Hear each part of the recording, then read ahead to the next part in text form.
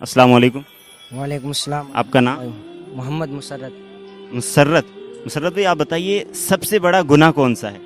سب سے بڑا گناہ ہے زنا کرنا. آپ بتائیے سب سے بڑا گناہ کون سا ہے قرآن و حدیث کی روشنی میں؟ شاید شرک ہے. بالکل صحیح کہا آپ نے، شرک ہے. آپ بتائیں، آپ بتائیے وہ کون سی نماز ہے جس میں اذان نہیں ہے؟ نماز جنازہ. نماز جنازہ، بالکل آپ نے بھی صحیح کہا. آپ بتائیے تسبیح فاطمی کسے کہا جاتا ہے؟ پتہ ہے؟ نہیں پتہ. اچھا، وہ کون سی نماز ہے جس کے شروع میں اذان نہیں ہے، مطلب وہ نماز جس میں اذان نہیں ہے؟ نماز جنازہ. نماز جنازہ، بالکل صحیح کہا آپ نے. حضرت آپ بتائیں گے تسبیح فاطمی کسے کہا جاتا ہے؟ ہاں؟ تسبیح فاطمی کسے کہا جاتا تسبیح فاطمہ ہے؟ جی. وہ جو شام سوتے وقت پڑھتے ہیں نا تسبیح فاطمہ. کون کون سے الفاظ بتائیے؟ وہ سبحان اللہ، الحمدللہ، اللہ ماشاءاللہ، بالکل صحیح جواب دیا انہوں نے. حضرت آپ جواب دیں گے؟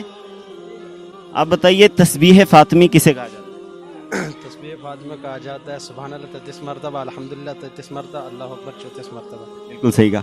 آپ بتائیے سب سے بڑا گناہ کون سا ہے؟ شرک. شرک کرنا. ٹھیک ہے، اس میں اس کی کوئی دلیل آپ کو یاد ہے؟ قرآن و حدیث سے کوئی ثبوت، کوئی دلیل؟ ان اللہ لا یغفر ان یشرک به ویغفر ما دون ذلک لمن. ماشاءاللہ، بالکل قرآن سے انہوں نے دلیل دی ہے، اور قرآن سے بڑھ کر کوئی مضبوط دلیل نہیں ہو سکتی. ان اللہ لا یغفر ان یشرک به ویغفر ما دون ذلک لمن یشاء.